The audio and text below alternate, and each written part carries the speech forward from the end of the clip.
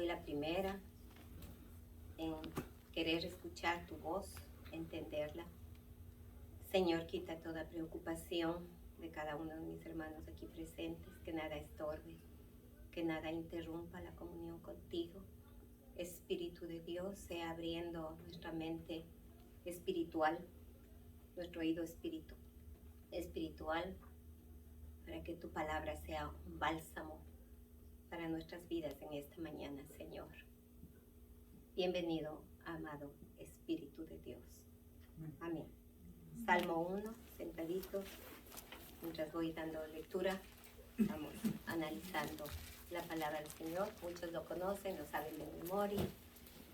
El primer salmo que escribió este siervo de Dios, David, dice así: bienaventurado, bienaventurado. ¿Qué es la palabra bienaventurado? ¿Qué significa bienaventurado? Todos sabemos, bienaventurados, feliz, bendecido. Eso significa la palabra bienaventurado. Bienaventurado. ¿Quién? El varón. El varón, el Hijo de Dios, que no anduvo tiempo pasado, ¿en dónde? En consejo de malos.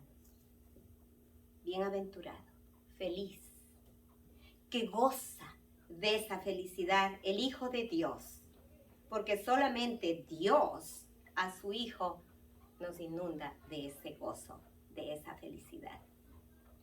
El mundo no puede gozar de la felicidad de Dios, porque solo Dios puede dar a su pueblo ese gozo. Así que ya la palabra del Señor empieza a decir: bienaventurados son, felices, bendecidos, gozosos. ¿Quiénes? Ustedes y yo. ¿Por qué? Porque somos hijos de Dios, por algo que nos regaló el Señor cuando venimos a conocer. Nos dio ese gozo, nos dio esa alegría que nadie nos puede regalar. Somos bendecidos. Eso tenemos que memorizar, meternos en nuestra mente, depositar en nuestro corazón que somos bendecidos, que gozamos de la gracia de Dios, del favor de Dios, de su alegría, pase lo que pase, porque somos bendecidos. Bienaventurado, bienaventurado. ¿Quién? El varón que no anduvo en donde, en consejo de malos. No anduvo. No estuvo en camino de pecadores, ni en silla de escarnecedores se ha sentado. No sigue el varón de Dios, no sigue en un consejo que algún día estuvimos. No seguimos ese camino que un día tuvimos. Por eso somos bienaventurados, porque ya no hacemos lo que hacíamos antes. Ya no seguimos los consejos del malvado. Dice otra versión: al malo lo considera malvado. Y peor, ya no estamos en grupo de personas que ofenden a Dios. ¿Y por qué? Repito, porque somos hijos de Dios. ¿Esto fue fácil? No. Esto se dio cuando venimos a la presencia del Señor. Cuando venimos y aceptamos a Jesús como nuestro Salvador, entendimos en el pecado que andábamos, entendimos el camino que no le agradaba al Señor en el que estuvimos. Por eso dice: no anduvo, no caminó, no se sentó, no participó con los malvados. ¿Por qué razón? Porque tiene que cumplirse la palabra del Señor que está en 2 de Corintios 5:17, que dice: de modo que si alguien está en Cristo Jesús, nueva criatura es. Las cosas viejas pasaron, he aquí todas son hechas nuevas. Esta palabra, este versículo de Corintios se aplica a nuestras vidas. Se aplica porque dice que somos nuevas criaturas. Porque dice que nacimos de nuevo en Cristo Jesús. Porque declaramos que las cosas viejas que ayer hacíamos ya no hacemos más y ahora son todas hechas nuevas. Por eso el Señor dice que somos bienaventurados, felices el varón que tenemos y vivimos una nueva vida. Eso solamente llega a nuestras vidas. Tenemos que practicar la palabra. Todas las cosas quedaron atrás, todas son nuevas ahora. Ya el Hijo de Dios no puede compartir con aquellas personas que no dicen la verdad. No se tiene que compartir con aquellas personas que viven en el pecado. No se puede compartir con aquellas personas que le inducen al mal, que le quieren separar del camino, que dicen que no es pecado, que la cosa le dibujan tan bonito. No, no. Las cosas para nosotras viejas pasaron y aquí son nuevas, nuevamente, nuevos pensamientos, nuevo corazón, nuevas actitudes, nuevo vocabulario. Y entonces podemos decir que para nosotras es esta promesa: bienaventurados, felices, bendecidos, cuando hemos entendido que solamente a través de la palabra y a través del sacrificio de Jesús somos nuevas criaturas. Pero claro, tenemos que orar por aquellos que no están en la verdad. No tenemos que rechazarles y decirles ni me veas ni me llames. No, más bien Dios nos está dando la oportunidad para acercarnos y predicarles la palabra y que ellos también puedan ser liberados como un día el Señor nos liberó a nosotros. Amén. Alabado sea el Señor. ¿Y qué dice? Ya cuando reconocemos que somos nuevas criaturas en el Señor, que ya no hacemos lo malo que antes hacíamos, ¿qué dice? Que Dios ha puesto en nosotros un espíritu, dice, sino que en la ley de Jehová, ¿qué? En la ley de Jehová está su delicia. La palabra del Señor en Josué 1:8 dice, nunca se apartará de tu boca este libro de la ley, sino que de día y de noche meditarás en él, para que guardes y hagas conforme a lo que está escrito, porque entonces harás prosperar tu camino y todo te saldrá bien. Es maravilloso, sino que en la ley de Jehová está su delicia. ¿Y qué es delicia? ¿Qué es delicia? Es alegría, es placer. Es una alegría cuando se lee la palabra. ¿A ustedes les pasa eso? Amén. Es un gozo poder leer la palabra. Llena de alegría, de contentamiento, el Espíritu Santo. Es una alegría, es una satisfacción, es reconocer que el Señor nos retiró de los malos caminos, es reconocer que el Señor nos tomó para su reino, es reconocer que su palabra nos ha hecho nuevas criaturas. Esa es la delicia que tenemos cuando leemos, pensamos, meditamos, viene a nosotros esa alegría que nos trae solo el Espíritu de Dios. Dice, y en su ley medita de día y de noche.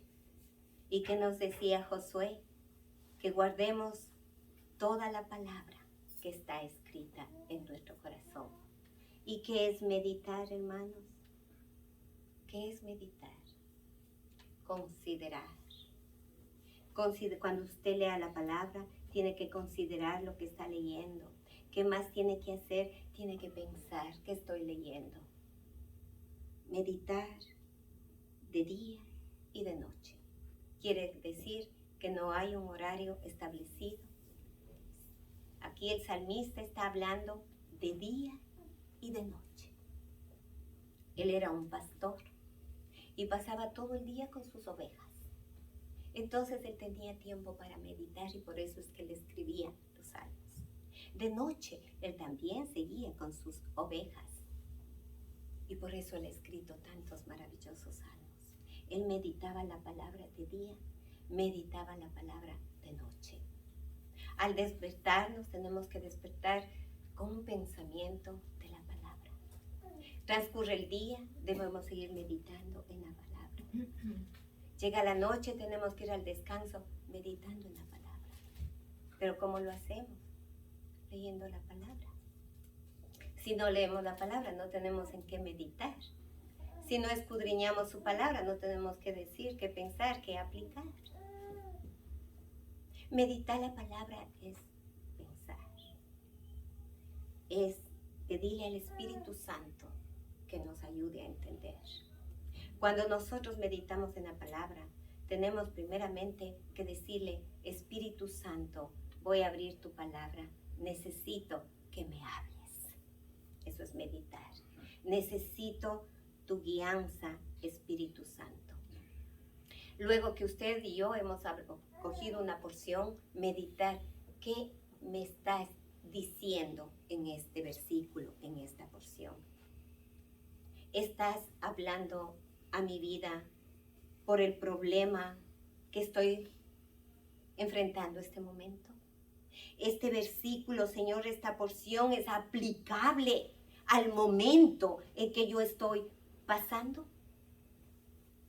Señor, esta porción que estoy leyendo, estás escudriñando mi corazón para entender que hay algo malo en mi corazón, hay un pecado arraigado y que tú me estás indicando que tengo que salir de ese pecado. Cuando estoy meditando, Señor, en esta porción, estás, Dios mío, alegrando mi corazón porque en este día he amanecido triste. Cuando medito en esta porción, Señor, que me estás dando, me estás indicando la salida para el problema que estoy enfrentando. Por ejemplo, el Salmo 46:10, que dice el salmista, estad quietos y ved que yo soy Dios. Señor, este versículo me estás hablando porque estoy un día de ansiedad, de angustia, de confusión. No sé el camino que debo salir. Señor, ni bien salgo de mi casa, pero no sé qué rumbo tomar, porque es tanta la situación que sobrellevo sobre mí. Pero Señor, tú me acabas de decir que esté quieta, que espere, que entienda que tú eres Dios. Señor, tomo esta promesa y me quedo quieta y entrego el problema. Eso es meditar, hermana. Eso es entender. Eso significa meditar. Señor, este versículo que acabo de leer sirve para una persona que sé que está en una aflicción. Voy a dedicar este versículo a esa persona. Voy a mandarle un WhatsApp. Voy a llamarle por teléfono. Le voy a decir este versículo que le va a ayudar mucho en su situación que está pasando. Eso es meditar en la palabra. Usa mi vida, Señor, para que yo pueda ser canal de bendición de lo que me acabas de dar. Eso. No es solamente leer y decir qué bonita la palabra o no. Esto no para mí, está muy fuerte, Señor. Uy, lo que me dices está demasiado fuerte, no, mejor cierro. Levíticos, no. Paso Levítico, Señor. No. Tenemos que meditar, analizar, pensar, considerar. Y toda la palabra, dice el Señor, ¿qué? es para bendición, es para redarguir, es para corregir. Siempre la palabra del Señor tiene algo, no algo, tiene mucho para nuestro bienestar espiritual. Amén. Amén. Hay que meditar de día y de noche. Hay que meditar. Entonces, cuando hemos hecho esto, cuando hemos entendido que somos nuevas criaturas, que nos deleitamos en el Señor, que meditamos su palabra, entonces ahora viene la bendición. ¿Y cuál es la bendición? Dice que seremos, vamos a ponernos todos aquí, vamos a hablar en plural, que seremos como un árbol plantado juntos a corrientes de agua. La palabra árbol o el árbol está muchas veces escrita en la Biblia. El salmista David, recuerdan, él vivía en los desiertos. Poco nada, él veía agua, peor un árbol. Pero cuando en su caminar habrá visto un árbol, digo yo, habrá visto una palmera que se sembró ahí, que el Señor le puso. Por ahí andaba un riachuelo, un poco de agua, y él miró cómo iba creciendo ese árbol, cómo se iba poniendo fuerte, fortalecido. Y él entendía que únicamente le fortalecía a ese árbol el agua. El agua le daba la vida a ese árbol. Y el Señor nos está comparando con ese árbol. ¿Qué es el agua? ¿Qué representa el agua para el Hijo de Dios? El Espíritu Santo, la vida. Nosotros sin el Espíritu Santo no tenemos vida. Es agua que fortalece a esa plantita y luego se hace un árbol y esas raíces que se van nutriendo, que se van enterrando, haciéndose un árbol frondoso. Así nos compara el Señor. ¿Por qué? Porque hemos bebido de esas corrientes de agua, de esas aguas del Espíritu, de esas aguas de la palabra. ¿Qué dice el Señor Jesús?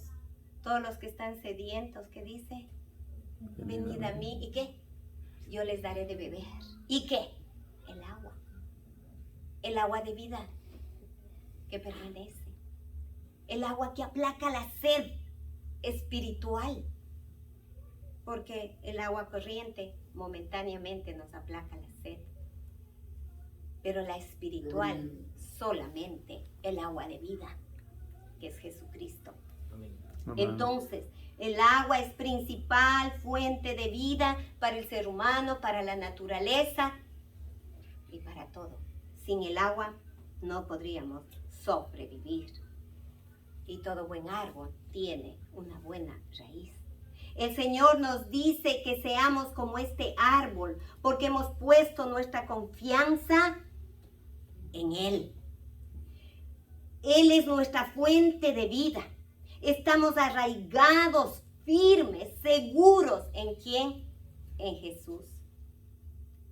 Él es nuestra fuente. Él es nuestra vida. Somos llenos de su Espíritu Santo. Es agua viva. Dice que da su fruto en su tiempo. Un árbol no puede estar lleno de fruto todo el año, ¿verdad? Ni todos los días. Tiene su temporal para que dé el fruto. Tiene un proceso para que se vaya formando el fruto. ¿De qué frutos nos habla aquí el Señor cuando dice que da su fruto a su tiempo? ¿De qué? ¿De qué nos está el Señor hablando? Si nos está comparando con el Señor. ¿De qué fruto tenemos que dar? ¿Y a qué tiempo tenemos que dar? ¿Qué fruto? El fruto del Espíritu Santo. Estamos hablando que tenemos la llenura del Espíritu Santo. Tenemos que dar los frutos del Espíritu Santo. ¿Esto viene de la noche a la mañana? No. Esto tiene un proceso. Primero conocemos a Dios. Luego Él nos santifica por su palabra. Nos regala el entendimiento para comprender su palabra. Seguimos como bebé de pecho, seguimos alimentándonos, ya dejamos la leche, como dice Pablo, y entramos a la comida sólida, que son los frutos del Espíritu Santo. ¿Y cuáles son los frutos, hermano? ¿Cuáles son los frutos del Espíritu Santo que está en Gálatas 5? ¿Ustedes se acuerdan de los frutos? ¿Cuáles son?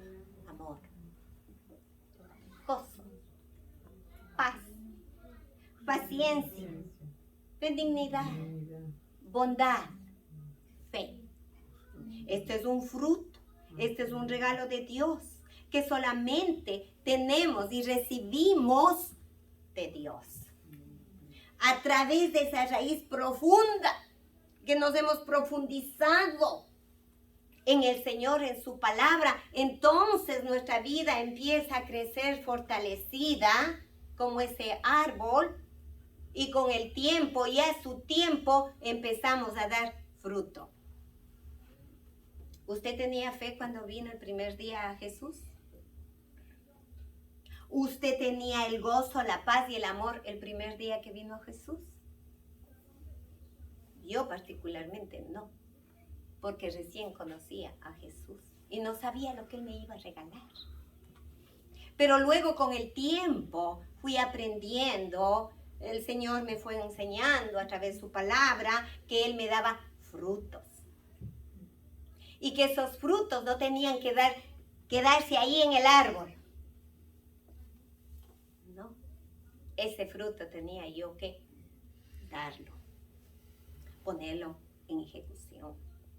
Entonces ese fruto de amor empezó a desarrollarse en mi vida. Amor primeramente para Dios, amor para el prójimo. Con el amor empecé a ver cuán diferente es la vida, lo que antes yo no veía. El gozo, ese gozo que solamente Dios nos puede dar. No el gozo del mundo que se acaba en un día, no, ese gozo eterno que Dios nos da. Ese es el fruto. Y si yo tengo el fruto del amor, yo tengo que dar amor. Si yo tengo el fruto del gozo en mi vida, yo tengo que dar gozo. Al triste, a la persona triste, yo tengo que infundir gozo. Fe, al que no tiene fe, decirle, venga, tenemos que trabajar en la fe. El Señor está listo para darle este fruto. Tengo que desarrollar el fruto de la fe. Y ustedes saben qué es la fe, ¿verdad que saben? Hebreos 11. Desarrollar el fruto de la fe. Pero desarrollar, vivir, practicar, no solo hablar. Esos frutos y todos los demás. La paciencia, la benignidad, la bondad. Son los frutos que recibimos del Espíritu Santo cuando venimos al Señor. Pero repito, esto va trabajando paulatinamente en nuestras vidas. No viene de la noche a la mañana. No viene. Unos más desarrollados, en otros menos desarrollados. Pero todos los tenemos, todos los hijos de Dios, porque es un regalo de Dios, un regalo de Dios. Entonces, al dar ya el fruto que hemos entendido, dice que nuestra hoja no se cae. Viene un viento, ¿qué pasa con los árboles? Botan las hojas. Ustedes conocen por supuesto que conocen el árbol del pino. Puede venir el huracán, que el pino no bota nada. Es el árbol más fuerte para resistir, aún la palmera. Pero todo árbol bota la hoja, ¿verdad que sí? Yo tengo un vecino que tiene un árbol que, por estos tiempos, cómo pone nuestro otro árbol. Yo creo que en sus casas también, porque por todo lado hay árbol. Gracias por los árboles que nos producen sombra, ¿verdad? Nos ayudan para respirar mejor el aire. Claro que es beneficioso un árbol. Pero aquí el Señor está hablando de un árbol que no se cae la hoja. Que no se cae la hoja. Tu hoja no se cae. Nuestra hoja siempre está verde. ¿Por qué? Porque hemos nuestra vida enraizado en Jesús. porque estamos nuestras raíces fortalecidas en Jesús. Para que cuando viene el problema, que todos vamos a tener problemas, todos estamos en problemas o todos vamos a tener problemas, cuando venga ese día del problema, no nos vamos a caer. Nuestra hoja no se va a caer. No nos vamos a amedrentar. No nos vamos a desmayar. Vamos a estar erguidos con esa hoja verde. No porque no tengamos ya sentimientos ni tengamos un espíritu de qué me importa lo que me está pasando. No. Sino que la fortaleza del Señor nos llena para que ese árbol no caiga y no nos desmoronemos, sino que Él está firme con nosotros y nosotros firmes en Él. Y entonces cuando venga la tempestad, vamos a seguir bien paraditos, pidiéndole al Señor fortaleza, pidiéndole al Señor ayuda. Sí, a veces nos ponemos preocupados, es parte de ser humanos. A veces nos inquietamos en el problema, claro, somos humanos. A veces nos desesperamos, cuestionamos, sí, somos humanos. Pero inmediatamente recordamos esta promesa que nuestra hoja no se cae, que estamos fortalecidos en Él, que Él es el Dios que nos sostiene. Esto es la bendición. Y que dice, y que todo lo que hace, ¿qué? Todo lo que hace prosperará, como habíamos leído Josué 1:8, porque entonces harás prosperar tu camino y todo te saldrá bien. ¿Se estará refiriendo esta prosperidad a lo económico? No. ¿Qué quiere Dios bendecirnos en lo económico? Sí. Dios no quiere ver un pueblo que mendigue pan. Para eso Dios no nos ha creado. Con lo que nos da es suficiente y somos felices. ¿Verdad que sí? El mundo pide más, el mundo pide dinero, el mundo pide fama, el mundo pide esto. Nosotros no. Nosotros pedimos la gracia de Dios en nuestra vida, el perdón por nuestros pecados y el resto viene. El resto viene. El resto viene. ¿No? Esta prosperidad, habla de la prosperidad espiritual, de la prosperidad emocional, de esos pensamientos que el Señor ha tomado y los ha alineado a Él. Entonces tenemos pensamientos puros, tenemos pensamientos nobles.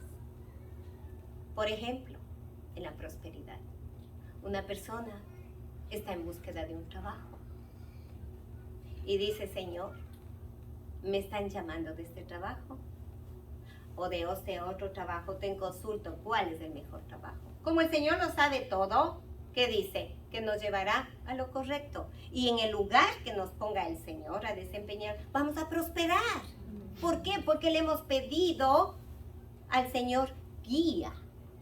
Pero si nosotros estamos bien en un trabajo y por ahí algo nos dijeron que iba a haber mejor salario, mejor esto otro, y no consultamos a Dios y nos salimos del plan de Dios, nos irá bien. No nos va a ir bien porque a lo mejor al mes nos van a decir bye bye. Entonces, trabajo que se vaya a adquirir, consultar a Dios. Porque si está en el plano de Dios, abrir esa puerta es para bendición. Ahí está la prosperidad de bendición. Todo te irá bien, como dice José. Todo tu camino prosperará. ¿Qué dice la palabra del Señor? Que todo lo que pusiere tu mano, ¿qué dice? Prosperará. Señor, me has dado el don de hacer empanadas. Padre, te consulto. Voy a hacer estas empanaditas. Bendice la obra de mis manos. ¿Qué hará el Señor si le hemos pedido consentimiento, aprobación? ¿Qué dice? Que todo lo que pusiera en nuestras manos prosperará. Vamos a tener una venta. ¡Uah! Nos va a faltar manos. ¿Por qué? Porque le hemos consultado al Señor, hemos puesto en manos de Dios y Dios va a prosperar nuestro camino. El joven al terminar su escuela, su secundaria, Señor, realmente no sé qué es lo que debo estudiar. No tengo idea. Me gusta esto, me gusta esto, me gusta esto. Dirígeme a la carrera que tú tienes para mí, para que después yo pueda servirte. Qué noble oración, ¿verdad? ¿Qué hará el Señor? Le guiará a la carrera que tiene el Señor prevista. ¿Y qué va a pasar? Va a prosperar, va a salir bien, va a aprobar. Excelente. Y luego el Señor usará esa carrera para honrarle al Señor. Le usará en su obra a través de esa carrera. ¿Por qué? Porque consultó a Dios y Dios lo prosperó. Hay jóvenes que no saben qué hacer. Entran aquí, salen porque no les gustó. Entran acá, salen porque es una pérdida de tiempo y de finanzas y no terminan haciendo nada. Hay que consultar a Dios. Hay que poner en manos de Dios todo lo que vamos a hacer para que Dios nos prospere. De esa prosperidad está hablando el Señor. Prosperidad espiritual. Ya vamos a ser mejor que ayer. Ya vamos mejor que hace 10 años atrás. Hemos sido prósperos espiritualmente. Le conocemos mejor ahora al Señor. Confiamos mucho mejor que antes. Prósperos espiritualmente. Prósperos en todas las áreas de nuestra vida. A esa prosperidad habla el Señor. ¿Y qué pasa con los malos, hermanos? ¿Qué pasa? Aquí Dios está haciendo una comparación entre el hombre bueno y el hombre malo. Y hemos visto las bendiciones para el hombre bueno. ¿Y ahora qué pasa con el hombre malo? Que son como el tamo, dice, que arrebata el viento. ¿Y qué es un tamo? Tamo es una paja en las cosechas del trigo, de la cebada. Los agricultores, no sé si ustedes han visto en las películas, cómo limpian el grano, cómo lo sacuden, unos pedazos gigantes. El grano que es pesado cae a tierra. La paja se va en el aire, porque el agricultor está sacudiendo el grano. ¿Y qué le pasa a ese polvo? ¿Qué le pasa a esa cascarilla del grano? Se va con el viento. Se acabó, se exterminó, no hay más. Quedó el grano, pero la paja, el tamo, se fue. Se acabó. Así le compara Dios a la vida del insensato, a la vida del hombre que no ha puesto sus ojos en el Señor. Así, nada, como una neblina, también habla la palabra del Señor. Y además de eso, ¿qué dice? Que no se van a levantar. No se levantarán como nosotros los hijos de Dios nos vamos a levantar. Amén.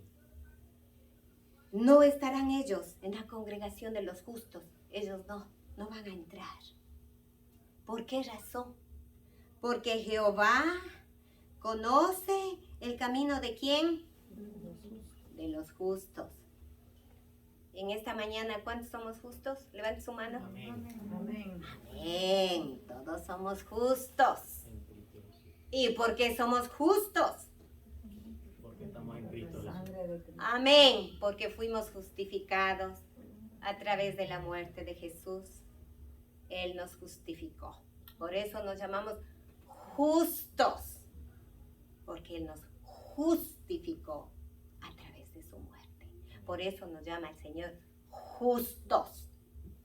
Entonces dice que los perversos, los malos, que el Señor conoce el camino de los justos, el Señor conoce su camino, mi hermano Lu Albert. El Señor conoce su camino, mi hermanita Wanda. Conoce su camino por allá, mi hermano Jesús. Él sabe su senda que tiene que caminar hoy día, mañana. Él conoce nuestro caminar diario. Él conoce nuestro camino. Para Él no hay sorpresas. Él sabe lo que va a pasar mañana, pasado con nosotros, con todo su pueblo. Y si estamos en Él, tenemos camino de bendición, de esperanza, de alegría, de gozo. Porque Él conoce nuestro camino. Él nos fortalece, Él nos levanta, Él nos anima, Él nos sana. No solo nuestra enfermedad física, sino la espiritual. Él sana nuestras dolencias, dice el Señor. Él levanta al caído, Él da fuerzas al cansado. Él pone ánimo al que no tiene, porque Él conoce nuestro camino. Él sabe cómo estamos ahora. Quizás hoy día todos estamos contentísimos, porque todo está marchando como quieres. Pero no sabemos mañana, ni en un año. Pero dice que lo conoce. Y porque lo conoce, tenemos confianza que nos bendice. Él conoce el camino de los justos. Pero la senda, el camino de los malos, ¿qué dice? Perecerá, se acabará como el tamo, desaparecerá en el aire, sin esperanza, sin nada de esperanza. Nosotros tenemos esperanza. Nosotros somos para bendición, porque Dios ya nos bendijo. Entonces, ¿cuál es nuestro trabajo? Entonces, ¿cuál es nuestro deber al entender de que Dios nos ha hecho y nos considera y nos pone de ejemplo nuestras vidas como un árbol arraigado, con buenas raíces, bien alimentados, llenos de esa sábila de la vida, que es el Espíritu Santo? ¿Cuáles son los beneficios que tenemos los hijos de Dios? ¿Y para qué? ¿Para qué? Porque vamos a ser de ánimo para otros. Porque van a mirar nuestras vidas y van a querer conocer al que nos tiene así, vivos, activos, felices. Nuestro testimonio va a ser más que suficiente para acercarse y pedir lo que nosotros tenemos. Vamos a ser de ánimo, vamos a ser de bendición. Nuestro fruto va a ser de beneficio y para conocimiento de otros. Va a haber en nosotros todos esos frutos. Esa hermana, ese hermano, a pesar de que todo lo que le dicen le ha hecho y todas las pruebas que tiene, pero veo en él gozo, pero en él no hay queja. Esa persona ama tanto a esa otra persona que sabe que le ofendió, pero mire el amor de Cristo, el fruto del amor. A ese hermano parece que nada le pasa, pero sé la situación que vive. No sabe que tenemos el fruto de la fe. Eso es lo que tenemos que dar. Para eso el Señor nos plantó. Para eso el Señor nos tomó. Para ser un árbol que demos fruto. No para quedarnos con los frutos. Es para dar lo que Él nos dio. Da de gracia, que dice el Señor. Lo que de gracia has recibido. No nos tenemos que quedar calladitos y quietitos. Tenemos que poner a desarrollar los frutos que Dios nos dio. Entonces vamos a seguir siendo esos árboles fuertes, fortalecidos. ¿Y qué más vamos a hacer? Vamos a ser instrumentos en las manos de Dios. Amén. No vamos a ser calientabancas. No vamos a ser simples oidores. Vamos a ser hacedores. Porque el Señor no se agrada de los oidores. El Señor bendice a los hacedores. Y el oidor se va a quedar ahí, estancado en la bendición de Dios. El hacedor, vamos a recibir mayor bendición. Porque hemos reconocido lo que Dios hizo por nosotros. Que ya no estamos haciendo lo de ayer. Ya no estamos practicando el pecado. Ya no estamos juntándonos con el que no conoce a Dios. Repito, no los rechacemos, pero cuando estemos con esas personas, tenemos que testificar quién es el Señor y qué ha hecho Dios por nosotros. Porque dice la palabra del Señor, el que se avergüenza de Él, ¿qué dice? Que Él también se va a avergonzar de nosotros delante del Padre. Entonces estamos en reuniones, los hermanos que trabajan, Tendrán reuniones de oficina, almuerzos, navidades, lo que es normal de este mundo, ¿verdad? Pero ahí es cuando tenemos que participar como hijos de luz. Vivimos en este mundo. No estamos fuera de este mundo. Algún día sí. Pero mientras vivamos en este mundo, Dios nos ha llamado a ser luz, sal. Entonces tenemos que hablar. Como dice el Señor, si no hablamos nosotros, ¿qué dice el Señor? Las piedras. Va a usar las piedras. Yo no quiero darle mi lugar a la piedra. Qué vergüenza, ¿verdad? Que el Señor use esa piedra. Si me tiene a mí. Testificar lo que Dios ha hecho en mí. Testificar lo que usted ha... Usted es un testimonio vivo, hermano, hermana. Un testimonio vivo de la gracia de Dios en su vida, de lo que Dios ha hecho en su vida, de lo que Dios sigue haciendo en su vida, de lo que Dios seguirá haciendo en nuestra vida. La gracia de Dios, su perdón, su amor. Somos el buen árbol y como tal somos bendecidos. Cada día reconozcamos quiénes somos, hijos de Dios, coherederos de la gracia del Señor. No lo tengamos por poquita cosa lo que Dios ha hecho en nuestras vidas. Amén, hermanos. Amén. A desarrollar todo lo que nos ha dado. Y firmes, fuertes en el día de la tormenta. Que su hoja y mi hoja no va a caer. Porque ahí está el Señor para levantarnos. Amén. Amén. Amén. Gracias, Padre, por tu palabra. Señor, ayúdanos. Ayúdanos a ser ese buen árbol espiritual, Señor. Ayúdanos a entender, Señor, de que tú nos creaste. Tú nos diste la vida, Señor. Y venimos a ti en cualquier edad que hayamos venido. Y comprendimos que necesitábamos de un Salvador. De un Dios que perdone nuestros pecados y lo hiciste. Gracias, Padre, que no lo tomemos en poco. El sacrificio que tú hiciste en la cruz, porque solamente a través de ese sacrificio pudimos haber sido perdonados, Señor. Gracias, Dios mío, porque tu gracia nos alcanzó. En tu favor tú nos llamaste. En tu favor nos recibiste tal como estábamos en ese día, Señor, cansados, sedientos.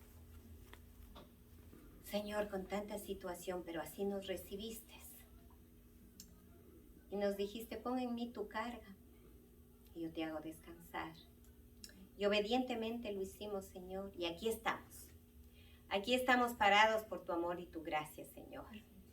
Tú conoces lo más íntimo de mi vida, de la vida de mis hermanos, ausentes y presentes, la vida de tu pueblo en todo el mundo. Permite, Señor, que en estos tiempos que no son nada buenos, podamos desarrollar los frutos que tú nos diste, Señor. Ayúdanos, Padre, para que no estén guardaditos, sino que los pongamos en ejecución, Señor. Para que muchas personas más, mirando el fruto que has puesto en nosotros, puedan rendirse a tus pies, Señor. Y puedan entender que la gracia es para todo aquel que quiera. Esa es la gracia, Señor. Ese es el regalo, Señor. Gracias te doy por mis hermanos aquí presentes. Bendice a los ausentes.